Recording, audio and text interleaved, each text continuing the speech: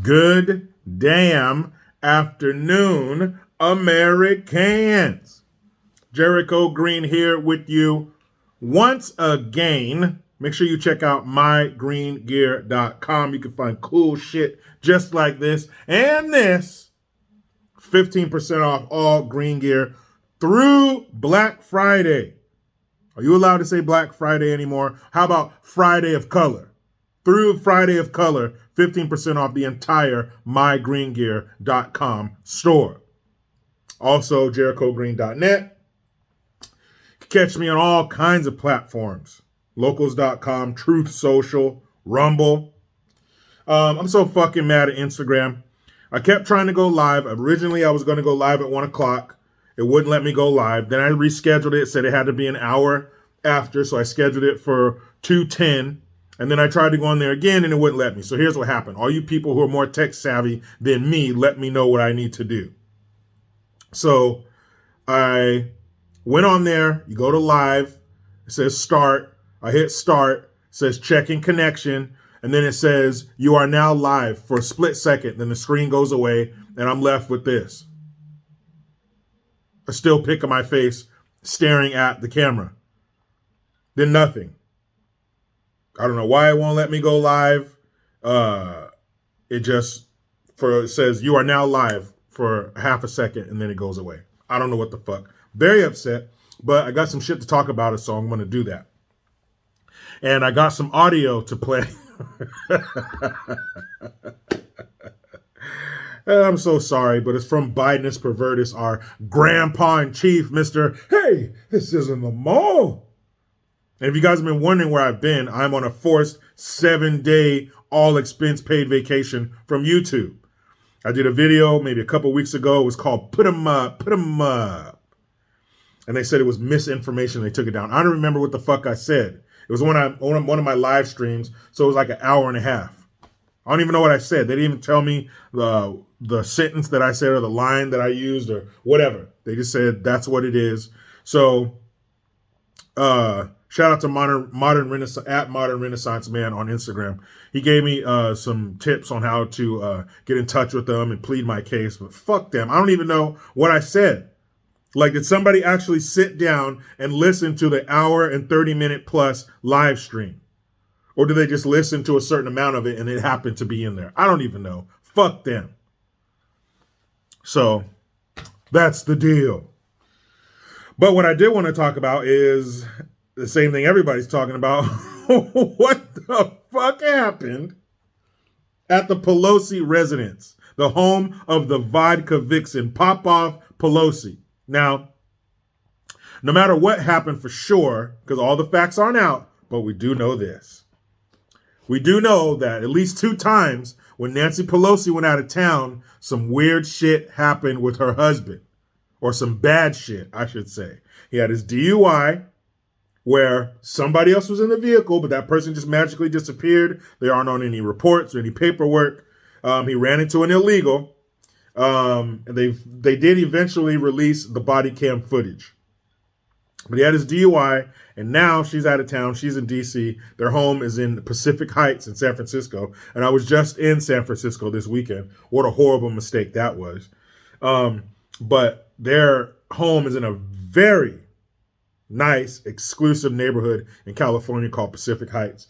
And some guy broke into their home at 2 a.m., got to tussling with Paul Pelosi, and the police showed up. Well, he calls 911. People are saying that, we do know, on the 911 tape, he's saying that it's a man named David, and he's a friend. Some people are saying that he referred to him as a friend because he didn't want to upset him, because this guy's obviously mentally ill. He has a drug history and all this shit, but he didn't want to upset him, so he referred to him as a friend. Cops show up. Both men are in their drawers, their underwear, and they're fighting over a hammer. The David Chappelle, or whatever his fucking name is, the Canadian guy, he wrestles the hammer away from Paul Pelosi and starts hitting him in the head with it and gives him some pretty bad injuries, but Paul Pelosi is going to be all right. But the guy, check this out, how's this for irony? He was an illegal alien from Canada. He was down here from Canada. His visa expired. He got in some legal trouble, and his ass should have been deported. Now, had they deported him, would he have been here to bust Paul Pelosi upside his head with a hammer? No. But there's still a lot of questions. Where is the security footage? I would assume that, or anybody in that neighborhood, especially the Speaker of the House, would have security cameras at her residence. Where's the security footage? Where's the body cam footage from the police who showed up? Because they showed up, like I said, the guy starts hitting him. The police tackle the guy to the ground and take him into custody. And his name's David something, like I said, an illegal from Canada. When we think illegal, we always think of them from south of the border, but they can come from anywhere. They come from Canada too. Illegal's illegal, and his ass should have been deported a long time ago. They talked to all his friends and neighbors and shit, or not all of them, but a good portion of them. And they all said he's a weirdo, he's a nudist. His whole group that he lives with are a bunch of naked dope fiends. Nobody likes him. And another funny thing is people, the mainstream mediocres, are saying that this is Trump's fault. They still cannot get the orange man's dick out of their mouth. They cannot. So it's Trump's fault. It's all the inflammatory language and the rhetoric that Trump used that made this guy finally snap, because he was allegedly he was in the house when he got there screaming, "Where's Nancy? Where's Nancy?" So of course, this is just like those people from January 6th who were in the Capitol building saying, "Nancy, Nancy," is a direct connection.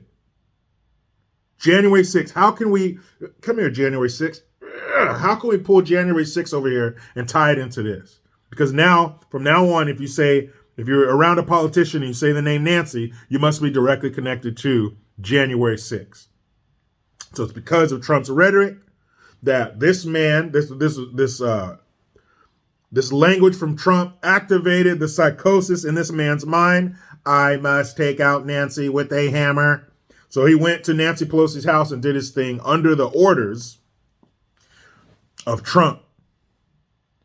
Well, if this guy was from, the fucking South somewhere, and he had a mouthful of Copenhagen, none of that pussy skull, and he was driving a dually truck with a couple of, them Confederate flags on it, man, and a sticker said, "Don't tread on me," and a mullet hanging out the back with your son, bitch, I guess he was a Trump supporter. But unfortunately, this guy was the anti-Trump supporter. He was a hippie who lived in a bus, or he is a hippie who lived in a bus, who did drugs and liked to be naked. Does that sound like a Trump supporter? Does that sound like a MAGA, an ultra MAGA supporter? Does it? Some guy who smelled of patchouli oil and incense and probably said "man" a lot? That's a Trump supporter? That's a Trump supporter who's so down for the cause that he is willing to go and possibly kidnap, harm, or kill the Speaker of the House in the name of his leader, Trump. You guys know what this face means. Come on. Bullshit. But this is Trump's fault, however they can. What's 7 days from now? Midterms. I'm just saying, if it walks like a duck and quacks like a duck, then it's bullshit, right? This must be. So, and another question I have, why doesn't he have a gun? Why doesn't Paul Pelosi have a gun? You know who your wife is. Whether you want one or not, fool, you need one. You must have one because of who your wife is, because of how violent society has become. Why doesn't he have a gun? The guy broke the window. He gets to the house somehow, breaks the window.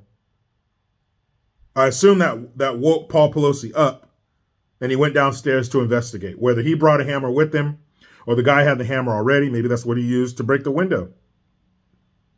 We don't know. We haven't seen the security footage. But I think they both had hammers. How the fuck did they both get hammers? I understand fighting fire with fire, but if somebody breaks into your house with a hammer, I'm not bringing a hammer to a hammer fight. I'm bringing that pistol. I'm bringing one of my Glock. I'm gonna go to Team Glock, grab one of them, and I'm bringing a Glock to a hammer fight. Not a hammer to a hammer fight. I'm not interested in being fair.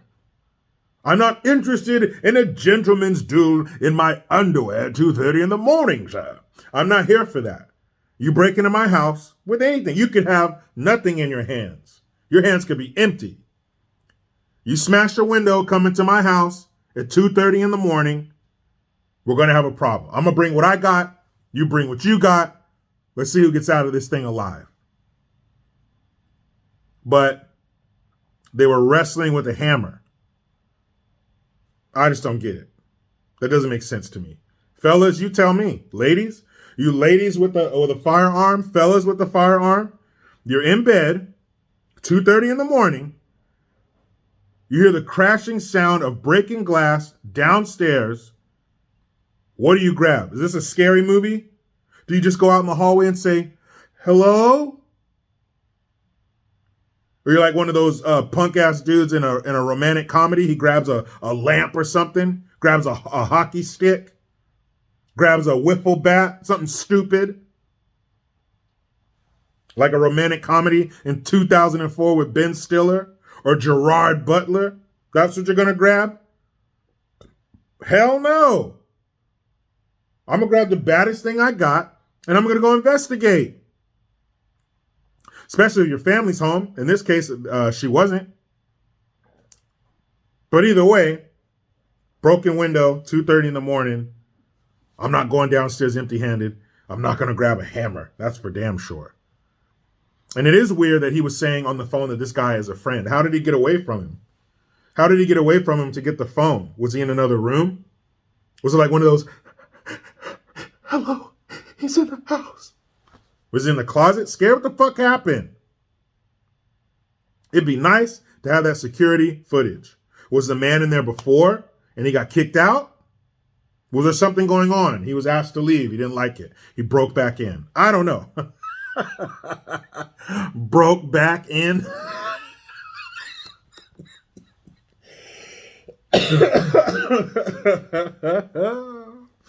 Man, sometimes words, they just do their thing. I didn't mean broke back in, like, you know, what's his name? What's the dude from Brokeback Mountain? Oh, Heath Ledger. Jake Gyllenhaal. That's the name. I was like, menthol? What is it? I mean, Brokeback Mountain, broke back in, like those guys. I mean, he regained entry. Ooh, that's bad too. He went back inside the house. There we go. What if he was expelled from the residence and then went back inside uninvited? I don't know. A lot of questions here. But that's just funny. When Nancy's out of town, when the cat's away, the mice will do weird shit. I think that's how the saying goes. Very strange. That whole Pelosi hammer time shit. That was weird. But just know this, guys. We don't know everything, but what we do know is Trump's fault. His words connected with that man in such a way. See, Trump is such a deviant little son of a bitch that he knew that if he spoke these words on January 6th, that a year and a half later, almost 2 years later, those words were going to trigger something inside of a sleeping hippie somewhere in Berkeley. You guys know, do you guys understand that? My Californians. Gian, you out there? My Californians. A hippie, a California hippie, nudist, that lives in Berkeley. If you guys aren't from California, Berkeley and Santa Cruz are where they make hippies. Those are hippie factories, old and new. So Trump planted the seed in a hippie's brain in Berkeley to go attack their leader. Pelosi, she's on his side. That's his girl. She's doing everything that he wants her to do. She's not a far right-wing, a ultra MAGA Republican. Bullshit. Whatever Biden's pervertist comes up with next. That's not her. Now, like I said, if it was some, gun rack and deer antler in the back of the truck having dude, and I'm only saying it because, of course, all Trump supporters don't fit that bill, but that's the extreme version. This guy's the extreme version in the other direction. He probably has dreadlocks and shit, one of those.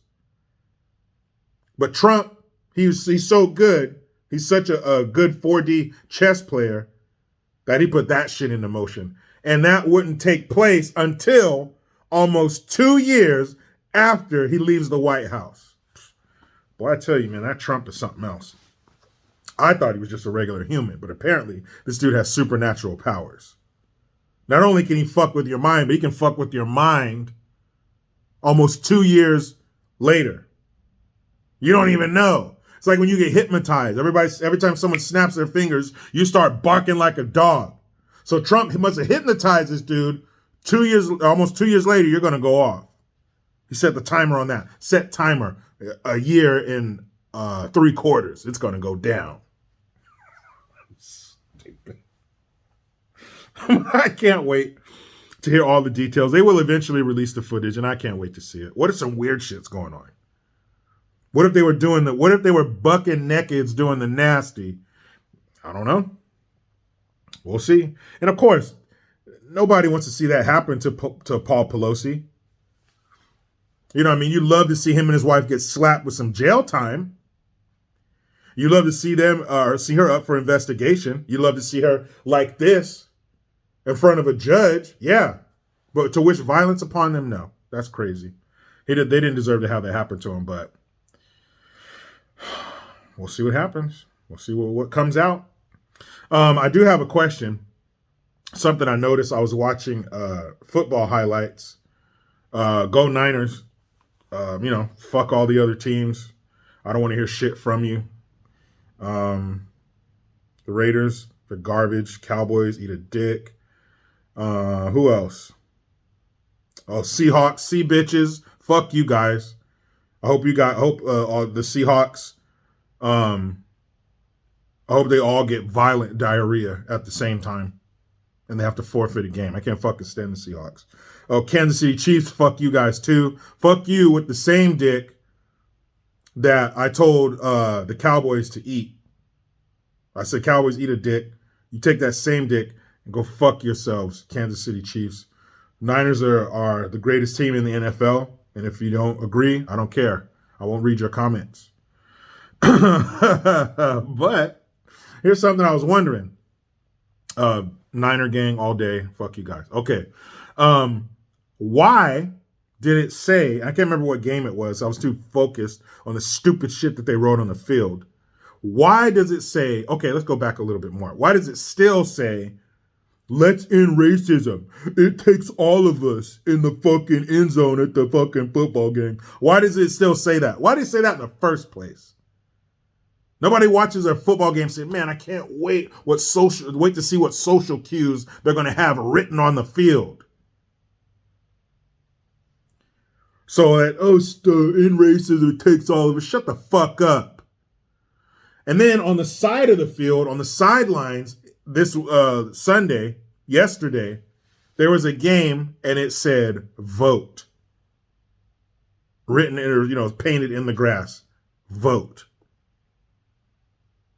Who in the fuck is watching a football game and is going to see that and be like, I must vote? I wasn't going to until I saw it spray paint or painted on an NFL field. People don't go to the NFL for information. They go to the NFL to be entertained and disconnect from that shit. That's like you having your favorite sandwich on your favorite bread with your favorite condiments, your favorite side chips, fries, whatever, your favorite drink. You're going to sit down.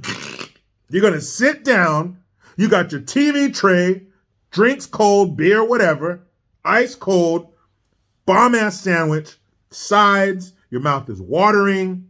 You're going to watch your team. They're probably playing a team they're going to beat, so that's even better because all NFL fans know that the outcome of the game determines your attitude for the rest of the day. Stop me when I'm lying. You're ready to go. You've unwrapped the sandwich. It's on the paper. A little bit of lettuce fell out. You take the chip. There's what I like to do. I dump the chips on the paper. I don't need the potato chip bag. You're in the way. I dump the chips out on the paper that the sandwich came in. Damn it. You've gotten the sandwich before. You know it's going to be delicious. Drink ice cold. Got a buddy of mine. He has a beer stein that he keeps in the freezer. You're ready. Food. Team. Let's go. You turn on the TV and see that shit. That's like somebody taking your favorite sandwich you're about to throw down on right before you take a bite. You're salivating. They lift up they take the top off the sandwich and put a cat turd in it, and then put the bread back on the sandwich. Well, you just fucked it all up. I've been looking forward to this. I was ready, and you take the top piece of bread off my sandwich and put a cat turd in it? Well, I don't fucking want it. That's what it's like when you put stupid shit like racism or vote on the field. Anybody thinking about no fucking voting right now? You think some of them ignorant ass jocks on the sidelines playing in that very game, you think they're all registered to vote? Do you want them to be able to vote? Because I tell you one thing, I've heard comments from some NFL players, and I've seen the way some of them dress, and I don't want them having a vote like mine. I don't think they should be able to vote. Plain and simple.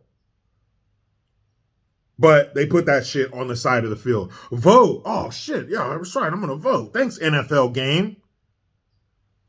That shit is so stupid. Oh. Yeah. Let's get to some of this fucking audio. Okay? Let's see if I unplug that. Hold on a second. You guys like my new banner back there? Yeah. Taking that with me to Florida.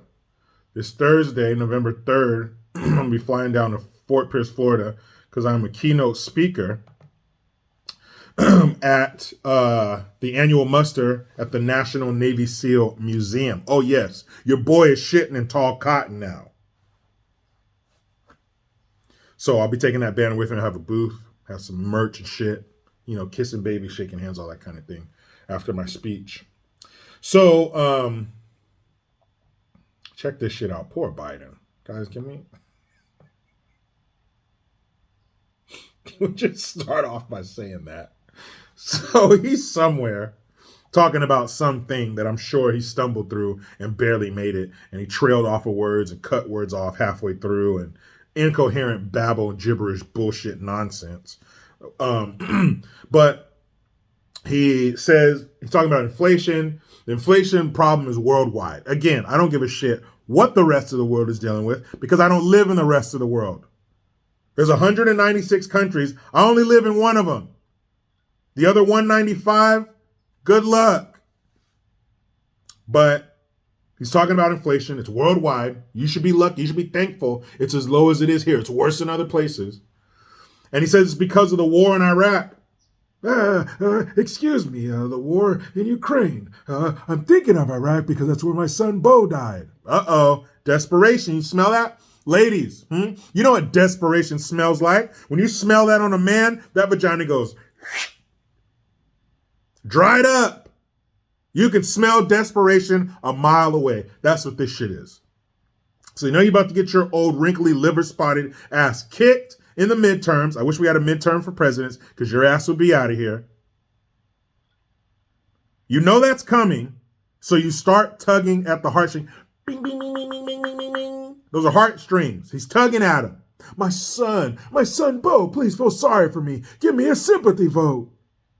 But his son didn't die in Iraq. His son died of cancer at Walter Reed in 2015. But again, and he said this a couple weeks ago, that his son died in Iraq, even though his son died here in America of brain cancer. Second time. People, I talk for a living. I fuck up on my words all the time. I usually catch myself. And if I made a major mistake, like he did, I don't even want to say those words. if it were, his situation were to happen. I don't even want to say that out loud. But to make such a major mistake as to how your child died, they died of brain cancer, but you say they died in battle? Those aren't even the same sport. Those aren't even the same arena. Illness, war. Two different things. This is the second time in 2 or 3 weeks that he said that his son died in Iraq and not of brain cancer in America at Walter Reed. So let's hear what the pudding eater in chief has to say. And they talk about inflation. We're dealing with it for a whole second. Inflation is a worldwide problem right now. Because of a war in Iraq and the impact on oil and what Russia's doing. There's going to be the war in Ukraine. Oh, poor thing. In Ukraine. And thinking of Iraq because that's where my son died. Because he died. But the point. Wait. I'm thinking of Iraq because that's where my son died. That's where he died. What? One more time, dog. I know this is tough to listen to. And they talk about inflation. Mm-hmm. We're dealing with it for a whole second. Inflation is a worldwide problem right now. Mm-hmm. Because of a war in Iraq and the impact on oil and what Russia's doing. There's going to be the war in Ukraine. And thinking of Iraq because that's where my son died. Because he died. I'm thinking of Iraq because that's where my son died. Because he died. I don't know, man.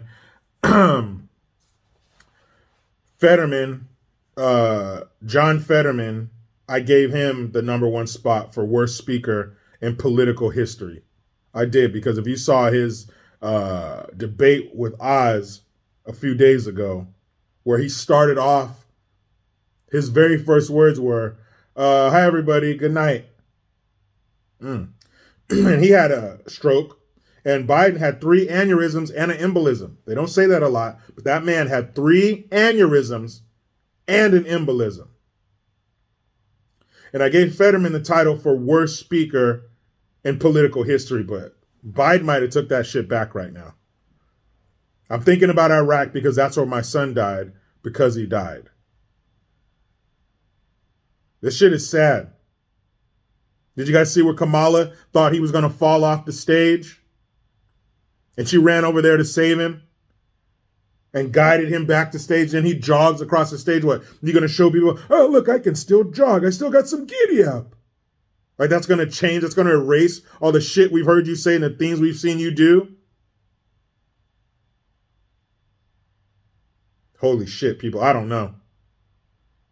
Watching him stumble through his residency at 1600 Pennsylvania Avenue is like watching a talent show at an elementary school. You know it's awful, but you can't say anything because it wouldn't be right. That's what they want you to do. They want you to stay quiet and not talk about what you clearly see. You clearly see this man declining mentally by the minute, live. The first televised mental decline in human history, and we're not supposed to say anything about it. I will. This dude is fucked up. His brain is not functioning correctly. If you lifted up his scalp, if you popped the top, you popped Biden's top like that, and you looked inside, there would be a dead mouse. Not a brain, a dead rodent. Because only someone with a dead mouse inside of their brain would say shit like this all the time. John Fetterman is at home right now saying, shit, I'm good. Shoot, I thought bacon like monkeys, but tuna fish is not like a tennis shoe. That was a direct quote from Fetterman. Bruh. So anywho, me getting here with my beautiful wife and kids. Enjoy the rest of my 7-day suspension. Don't worry, I'll be back. Plenty of shit to talk about. But you know how it goes. I try to be done with the left, but they just won't let me. Please subscribe. Hit that notification bell because every time it rings, a piece of shit lefty cries. Utilize the Linktree link. Get your ass over to JerichoGreen.net. I am Jericho Green. Man, I'm out.